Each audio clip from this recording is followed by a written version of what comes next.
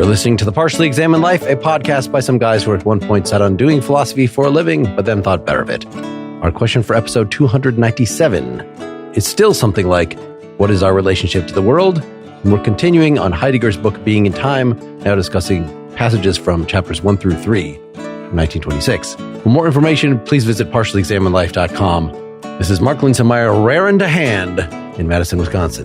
This is Seth Paskin, not ready to hand in Austin, Texas. This is Wes Owen, always defining myself in terms of possibility, near Cork, Ireland. This is Dylan Casey, realizing existentially and every day I am what I am, and that's all that I am, in Madison, Wisconsin. That's like a hybrid of Popeye and every day in every way. Things are getting better. Every day in every way, I am more what I am. Calling in from Ireland, how's later in the day, Wesley? It's 3. I've been sick. I missed the last one, actually, just because I was sick. And it was 10 p.m. my time, and I was too sick. So I don't have COVID again. That would be weird within weeks. But 2 of my family members do have COVID, and I guess I have something else. So, well, I think you should have no problem jumping back in. We are now starting on chapter 1, which is section 9, Exposition of the Task of a Preparatory Analysis of Dasein. Who wants to read? Wait, chapter 1, section 9? Well, it's called section 9. So it's part 1, division 1. Section 9 is the first section of chapter 1. Yep. Because it's section 9 of the whole book. Okay. The being whose analysis our task is always we ourselves. The being of this being is always mine. In the being of this being, it is related to its being. As the being of this being, it is entrusted to its own being. It is being about which this thing is concerned. From this characteristic of Dasein, 2 things follow. So number 1, the essence of this being lies in its to be. The whatness, essentia of this being, must be understood in terms of its being, existentia, insofar as one can speak of it at all. The whatness is essentia, is the Latin he gives. So the essence and existence we've got here, and the essence of Dasein, the essence of us, is just existence. Must be conceived in terms of its being, is existentia. It is not merely that conceived in terms of, or what was the phrase that your translation had? So it's using whatness as essentia. Yeah. And being as existentia. So existence is being in this translation, at least at this point in the translation, and then whatness is. But what's the verb there that in that second sentence after 1? In my translation, it's being what it is. Essentia must, as far as we can speak of it at all, be conceived in terms of its being. So what's the be conceived in yours? Be understood. Okay. All right. So that's not to say essence is existence, but it, insofar as we can understand it, must be understood in terms of existence. I don't know if that's a substantially weaker claim. I'm pretty sure there are other points in this where I think in a previous part of the reading, he just said its essence is its existence. Mm-hmm. I can't find that from memory, but that was my impression because I noted that because it's a different formulation than Sartre's, which is existence, right, is prior to or precedes essence. Is that how Sartre puts it? Yep. So, I mean, in Sartre, we talked about this many times, of course. The idea is just that our essence in the sense of our being determined by our nature as beings, our essential qualities, by our, in Sartre, our roles, our character, all the determining influences that bear down on us. We should associate this with the concept of necessity and determinism, are just beings that are determined by our natures, our essences, and then as existences, beings who are determined to some extent by freedom and by the openness of our possibilities. In some sense, this kind of assertion, at least in Sartre, we'll have to discuss how and whether it's different in Heidegger. In Sartre, it's like an assertion of our freedom. This idea of existence preceding essence is the idea that, we have some kind of existential freedom that overrides, or at least is prior to all the other deterministic stuff. So that's a good review. the next sentence is the reason that I picked this passage at all for us. Seth, do you want to keep going here? Sure. But here our ontological task is to show that when we choose to designate the being of this entity as existence, this term does not and cannot have the ontological signification of the traditional term existentia. Ontologically, existentia is tantamount to being present at hand, a kind of being which is essentially inappropriate to entities of Dasein's character. To avoid getting bewildered, we shall always use the interpretive expression presence at hand for the term existentia, while the term existence as a designation of being will be allotted solely to Dasein. I just want to jump in here because my translation is different in a revealing way. It translates present. So all this interesting Heideggerian lingo gets recast, and presence at hand becomes objective presence. And the German word, and Seth can give me the pronunciation, is Vorhandenheit. You know, the idea is just that it's being insofar as it's observed from the outside and supposedly from an objective point of view, or a view from nowhere, let's say, as opposed to the kind of being where we're inside it, right? With Dasein, the way he begins this with, it's being that's always mine. There's always a personal pronoun that goes with it. These are two very different conceptions of being. So to the extent that we designate Dasein as an existence, we're never just designating it as an objective presence or present at hand. If we weren't speaking Heideggerian, we would just want to say it's subjectivity, right? It's the kind of existence that is subjectivity rather than merely an object. But this is his way of reformulating it in a more ontological frame of mind, I guess.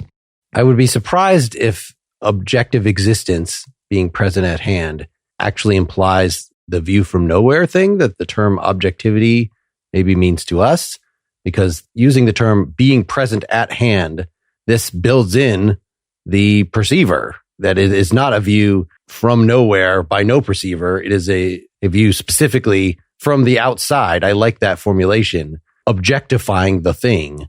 So is this the same that Hegel used in itself? But an object in itself is as objectified, us considering it in itself, in its essence.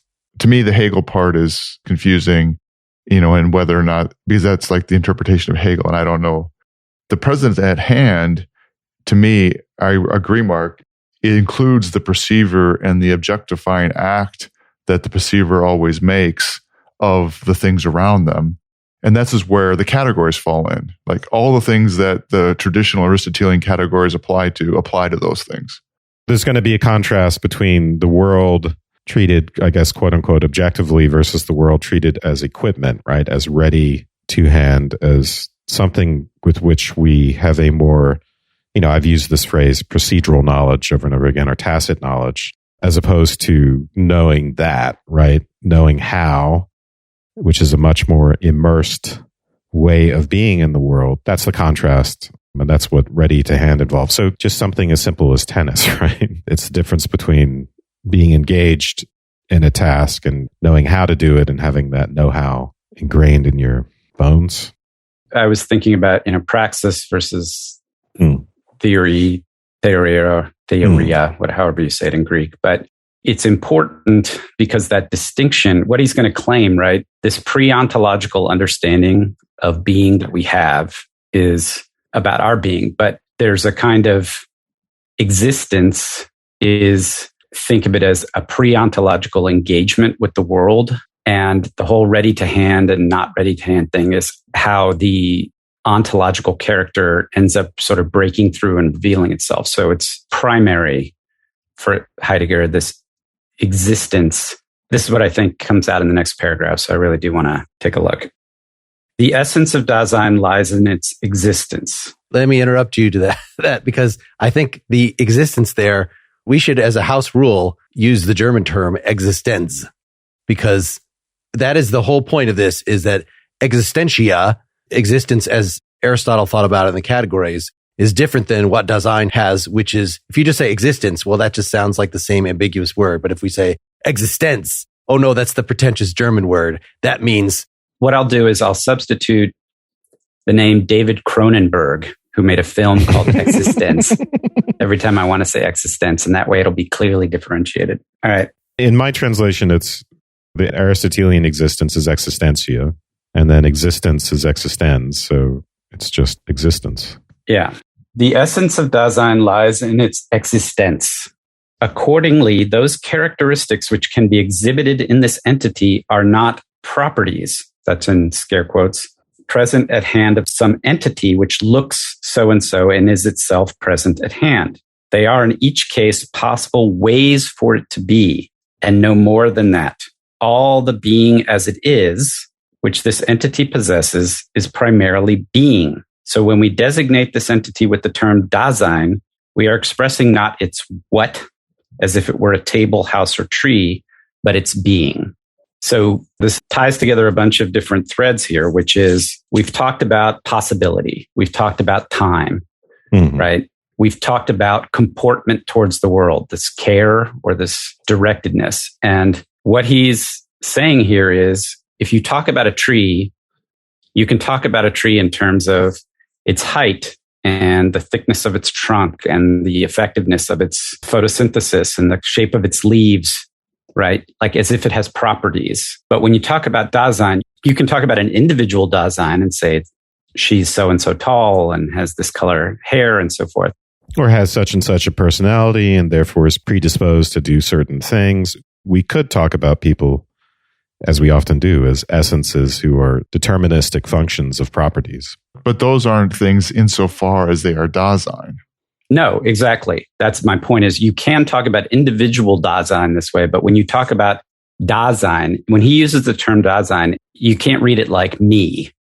You can't think that it's the being that I have, the being which is in every case mine, and in your case is also yours. But that being is constituted by possible ways to be, by possibilities. That's fundamentally. So when you talk about Dasein, if you say it has this type of property and this type of thing, you can talk about it that way. And you can talk about human nature or humans having an essence.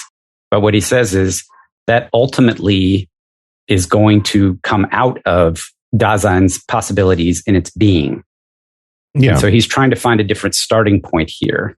Yeah. Again, it's a way of talking about the priority of human freedom and subjectivity, but the way I think of it is it's recast in terms of ontology. And I think that's really interesting because one of the things I had gotten about our many consciousness, or a few, I don't know if it's many, but, our episodes on consciousness was that, if there ever were to be a solution to the problem of consciousness, it would involve the concept of possibility, and it deeply involves the concepts of possibility and time. And that's why it's so intransigent. So this is a way of emphasizing that point, right? So instead of simply saying, hey, the difference is it's not just a thing, it's a subjectivity, you say the difference is that its existence is intimately tied to the modality of possibility as opposed to the logical modality of mere presentness now. Present at time T1. We are not just present at time T1. We have the past with us. We are projected out into the future in terms of our goal-orientedness, all that stuff. And Wes, when you say, this is recasting the question of human freedom in terms of ontology, I would also then contrast it with, instead of casting it in terms of epistemology, human freedom isn't a question of how we know and what we know, but of what we are. In some ways, he's effectively saying that's the mistake of the past, was categorizing our freedom in terms of what we know or don't know. And the question of obtaining our freedom is gathering more on better understanding of what we know and how we know, and maybe making that knowing a God's knowing. And here it has to do with our being and the kinds of beings we are and the possibilities of our being, which I think you're right, is a significantly different way to understand human freedom. So does possibility, which is clearly in this text, does that necessarily imply freedom, which is Sartre's thing? Or does Heidegger even talk about freedom in this text? I think it implies that. So far, I haven't seen the word freedom yet, but I think when you get to the next section about authenticity, I think that's where freedom comes in. I agree with that assessment. So I'll say this. He doesn't talk about it in those terms, Mark. He doesn't use the term freedom. But authenticity implies freedom, and every single person who read him after this read that into it. I mean, that's why Sartre wrote Being and Nothingness, and all these existential texts were heavily influenced by this. It's fair to say it, although he won't use that term.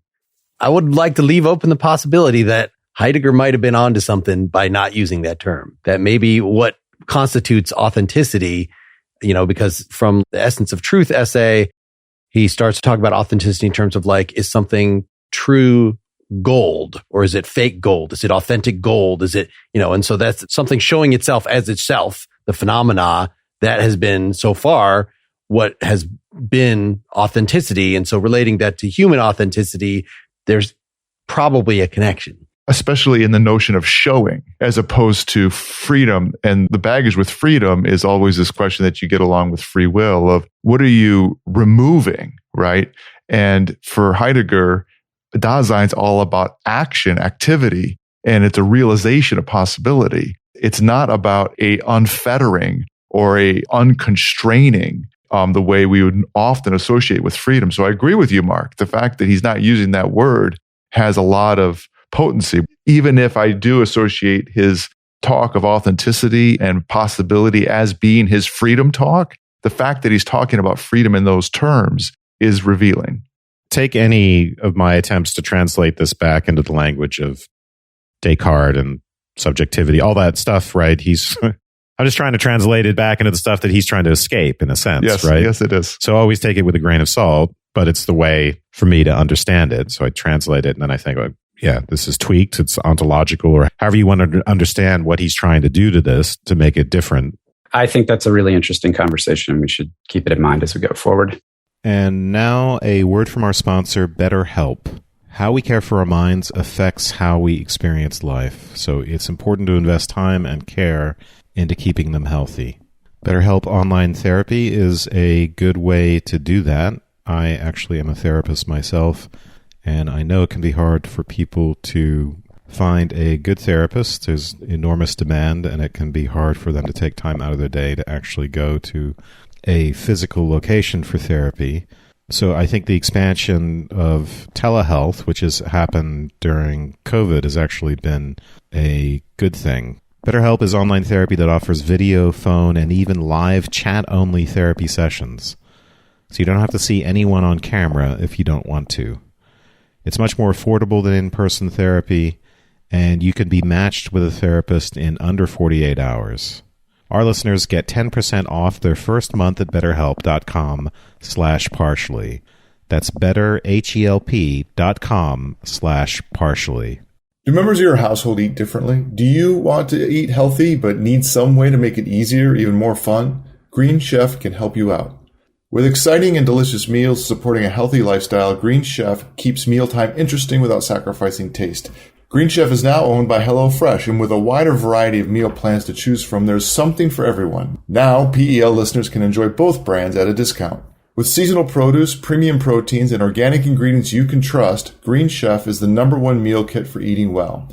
You can order meals to suit every lifestyle: vegan, vegetarian, keto plus paleo, Mediterranean, fast and fit, and gluten-free, even all in one box to suit your household. For me, time savings is key. Green Chef saves me time by cutting down on weekly meal planning, prepping, and grocery shopping while delivering delicious, healthy meals. Go to greenchef.com/PEL135 and use code PEL135 to get $135 off across 5 boxes, and your first box ships free. Go to greenchef.com/PEL135 and use code PEL135 to get $135 off across 5 boxes, and your first box ships free. Green Chef, the #1 meal kit for eating well. All right, number 2. We're still at the bottom of the first page here then. That being, which is an issue for this entity in its very being, is in each case mine. Thus, Dasein is never to be taken ontologically as an instance or special case of some genus of entities as things that are present at hand. In other words, oh, there's a bunch of Daseins here. Let me address the crowd.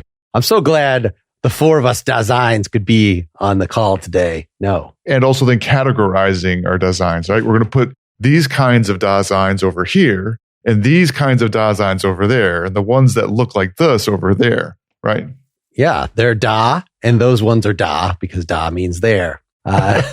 Which we didn't say that essence is So-Sein. So there's a little fun wordplay there. So-Sein, the So-Sein of Dasein. Continuing, to entities such as these, their being is a matter of indifference. Seth, you pointed out scare quotes in one place. There's scare quotes in every goddamn sentence. In some, That's true. In something. And listening to the audiobook person just try to, like, he just stopped trying to emphasize, like, just read the book if you want to know what the scare quotes are. Just take everything with a grain of scare quotes. Right. So it's regular entities that are not us. Their being is a matter of indifference, or more precisely, they are such that their being can be neither a matter of indifference to them nor the opposite. Because Dasein has in each case mindness, one must always use a personal pronoun when one addresses it. I am, you are. So a rock is indifferent to its own existence. Yes. We are not rocks. The animal cases get us into tricky. Yeah, we started talking about this last time. Yeah, it is tricky. I thought rocks are always like, I want a rock. Yeah. The scare quote thing for a second. Are you guys sure that they're scare quotes, or are they meaning to be taking them almost like things or nouns or things to be talked about? It's like, in the way you spoke, Mark, you emphasized, it says, when you say they are such that their being can be, so their being is a matter of indifference. I don't know that he means scare quotes, like in the sense of like, sort of like that or ironic or anything like that. I think that putting it in quotes means that it's like a characteristic of it. It's a technical term. Right? In other words, putting the word are in quotes means you're not just using it as a verb. You're using it as... Well, you're referring to the term as opposed to using the term, right? Exactly. Yes. You can't say the rocks and stuff are such that their being can not be neither a matter of... Like, you're using it. You're not just saying... Right. They're saying the word are. Oh, it could be both in a sense, but it could be pointing to a different use or pointing us to the fact that we should be thinking about the term itself. So it's like use and mention at the same time or something like that. The intent of using the emphasis here, for all I know in German, it's italicized as opposed to... Which would be incredibly confusing because of all the italicizations. What he's saying is indifference is not a property that they have. He doesn't want you to think of it as rock is indifferent, as if it is capable of being indifferent. He's trying to say, just by virtue of what they are, they can neither be indifferent or, different. I guess whatever the opposite concerned, right? Yeah. Whereas we are. That's why you don't personalize interactions with. Of course, that's not true. But if we're going to bring up animals, of course we personalize connections with our pets. But maybe we're imposing mindness on them, and they don't have that. Let's not go down the rabbit hole again. I assume that you guys did as much animal stuff as you wanted to on the last. Yeah, let's not animal down. In fact, we had Coco on, and she signed her own interpretation of the first 30 or so pages. I had a class recently on Heidegger.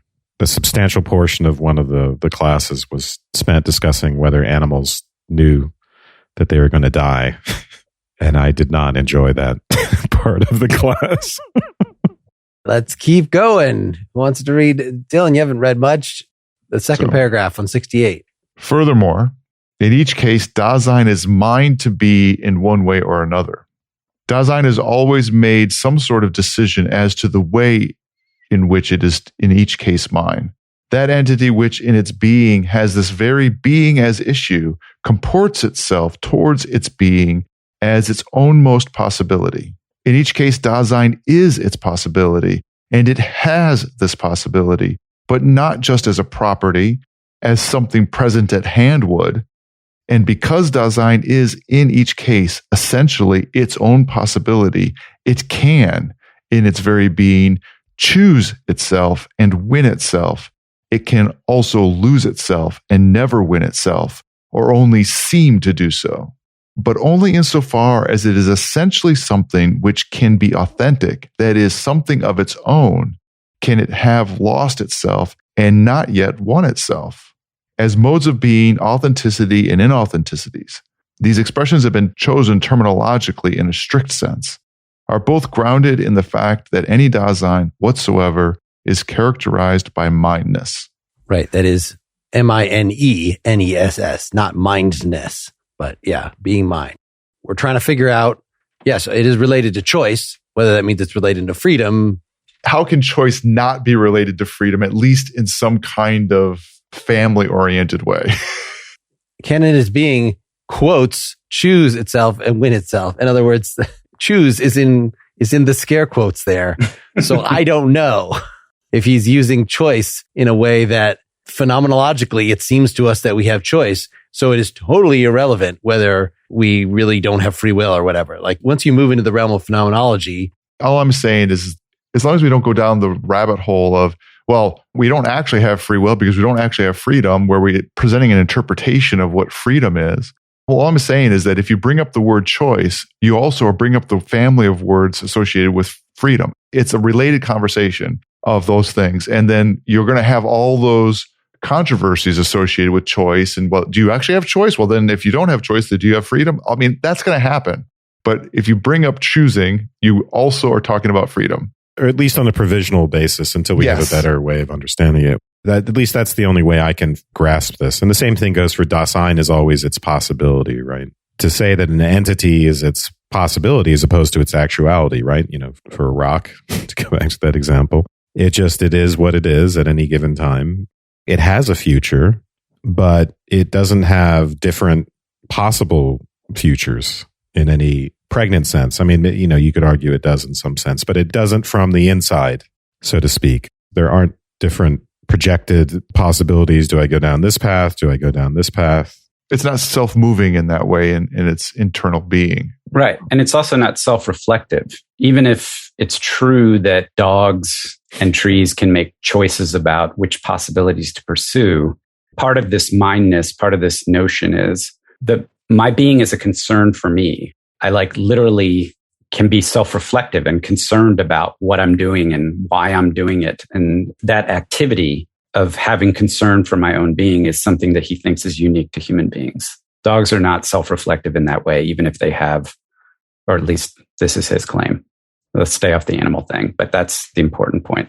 So footnote number 3 tells me that there is a German pun here that is actually important, that the word eigentlich means authentic or real, and the word eigen means own. So in other words, he's saying that something of its own is something that is authentic. So we're already saying Dasein is essentially characteristic by mindness, by ownness, by individuality, and that is directly related, you know, so it's like if mindness is the noun, mine is the adjective, and authentic means mine. So is there a way of being, to give a preliminary sketch of what it is to be an authentic being here, is just being authentically you as an individual, which doesn't necessarily sound like it has to refer to there's an inner essence that I have and I have to discover it. I have to find myself. And it doesn't necessarily mean, like for Sartre, that we literally start as nothing and we are developing and we have to achieve this crafted artistic self that maybe this is the direction that is pushing, but it seems like it is trying to be more basic, and that this is just like something that by definition as individuals, you could somehow lose your individuality if you just follow the herd, if you act as if you were a programmed being. And whatever society tells me to do, they've defined me as this kind of thing. I'm just going to do that. No, be yourself. It's suspiciously similar to Aristotelian lingo, right? Or it seems to, in this idea of winning oneself or losing oneself and belonging to oneself, you know, it's suspiciously reminiscent of actualization. So for Aristotle, potentiality, right, is an important part of being as well. And then actualization according to some end, according to some teleology, where for some entities, their being consists of that being at work, being themselves, of sort of fulfilling that end. But that end is its essence. It's what's prescribed for it. It's not a matter of freedom. It's not a matter of choice. So we can't speak of Dasein in the same way, but this seems to be an analogous way. So when we're talking about authenticity, it seems to be the analog for Dasein of what we might talk about for other beings as, or in an Aristotelian way, as actuality. And that's going to require some explication on Heidegger's part, right? How you can talk about authenticity and have it not be actualization. That you can both be authentic or inauthentic towards something with which you choose, that requires some more explanation. Yeah, I think this is just a puzzle here because it can't be correspondence to an inner core essence, like Aristotle would say, that the genetic code of the acorn is to become tree. If it becomes oak tree, then it's authentic. If it gets all smashed up and becomes a bunch of logs, then it's inauthentic. Then it's not tree, Or it's not a fully flourished tree. Sure. Right?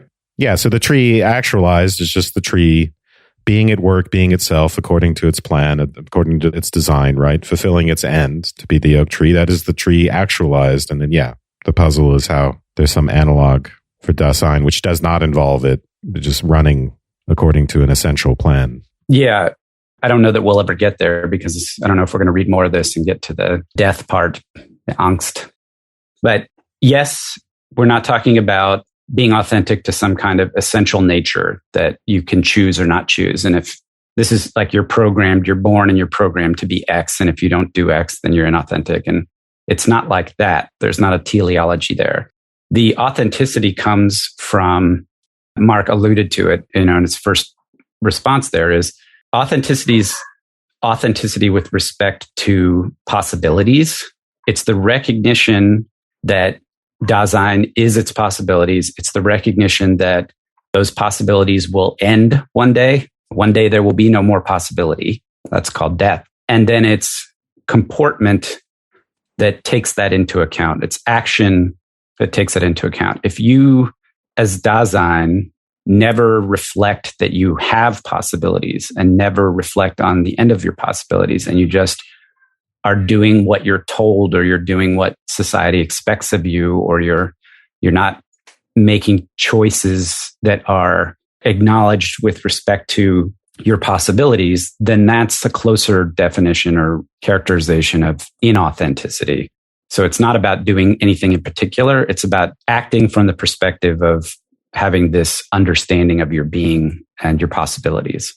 I think it's helpful to compare it to the virtue ethics tradition as well, because we got into some of this with the contrast right between Aristotle and Nietzsche. We can think of human actualization in terms of fulfilling our essential natures as rational beings and having certain virtues, temperance, magnanimity, right? We might think of the Aristotelian virtues as having something to do with authenticity, and then keeping in mind Nietzsche's rejection of that, or his emendation of that, however you want to put it, where it's not about becoming virtue according to some human essential nature with predefined virtues. It's about becoming oneself, becoming me in particular, where I have my own particular ends. And I don't know ultimately how much this will end up resembling other existentialists, Sartre, Nietzsche, to the extent that he's an existentialist, but it's a good point of comparison, I think. My workaround has been to, instead of talking about human nature, which implies some sort of determinism and some sort of teleology that's built in,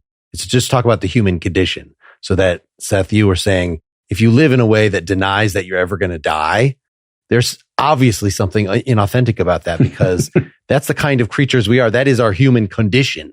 There are conditions surrounding our possibilities. And so not acknowledging that we even have possibilities, like I just do what I'm told, then that does not acknowledge that you have choice, possibilities, then that would clearly be inauthentic. And that doesn't require that there be any very specific thing that is at the core of you that you have to be true to.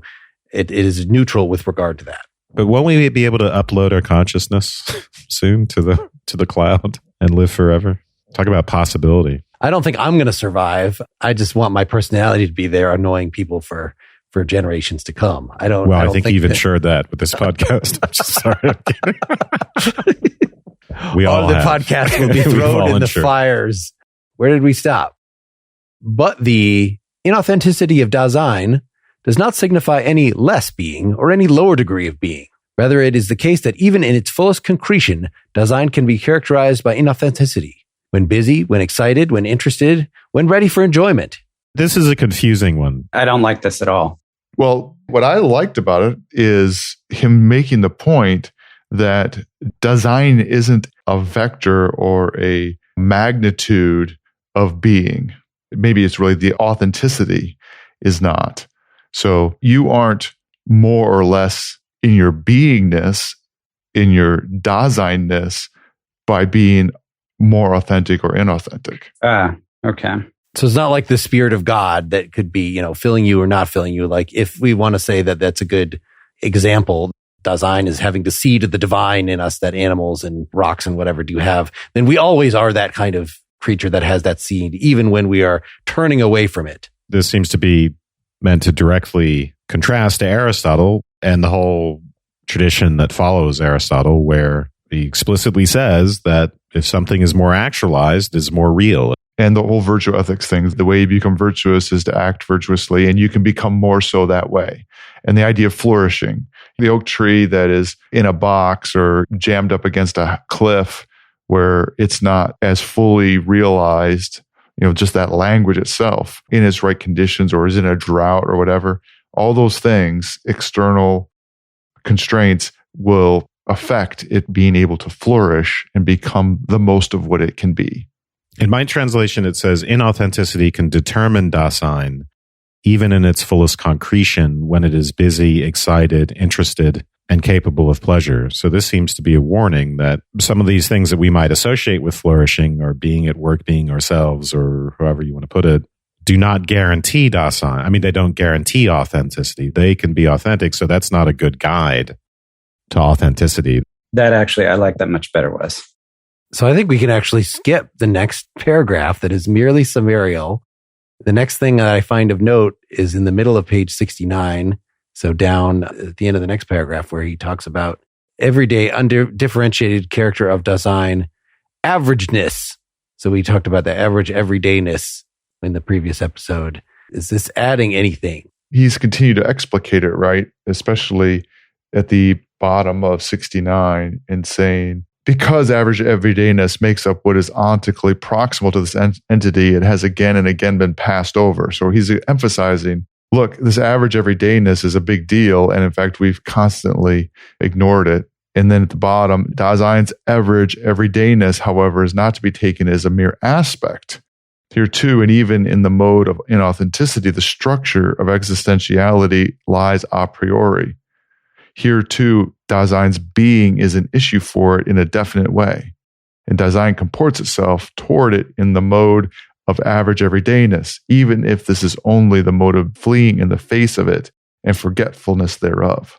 To me, this is why he wants to point to Dasein's average everydayness, because even in forgetting about its average everydayness, it's revealing what its being is as Dasein. Yeah, it's actually the part you skipped over, Mark, I think, gives some context that's helpful here, which is he says the kind of being that Dasein is different from the kind of being that other things have. Dasein is not present to hand, and it can't possibly be present to hand. It's just different. He says, but it would be a mistake if we then proceeded with the investigation by saying, okay, how's Dasein different? What's the difference between Dasein and Zuhanden Sein, or whatever the ready to hand, present at hand thing is? He says, no. We still have to come at it phenomenologically from Dasein. And, one of the things is this average everydayness. This is characteristic of Dasein's being. And we always immediately leave and say, okay, what are the properties that Dasein has that other things don't have? And he's like, nope, that's not the right way to go at this. We have to start from the experience, the existence of Dasein. And that existence is not knowledge-based, right? It's average everydayness. You can't theaetetus it. So top of page 70 then. But the explication of Dasein in its average everydayness does not give us just average structures in the sense of a hazy indefinite. Anything which taken ontically is, in an average way, can be very well grasped ontologically in pregnant structures, which may be structurally indistinguishable from certain ontological characteristics of an authentic being of Dasein. I'm not sure what that means. I think we should move forward, and because that's super confusing. And if we try to parse it out, we're trying to get through basically to the middle of the next page, the middle of page 71. All explicata to which the analytic of Dasein gives rise are obtained by considering Dasein's existence structure. Because Dasein's characters of being are determined in terms of existentiality, we call them existentialia. Is that right? Existentialia.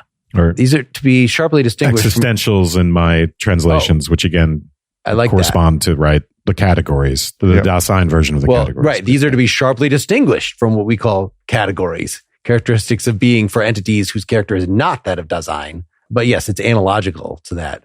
Here we are taking the expression category in its primary ontological signification and abiding by it. He's just saying, in other words, how Aristotle meant it. In the ontology of the ancients, the entities we encounter within the world are taken as the basic examples from the interpretation of being. Knowledge is how we would know them. Entities are encountered therein. But the being of these entities must be something which can be grasped in a distinctive kind of, what is the Greek word there? Legein.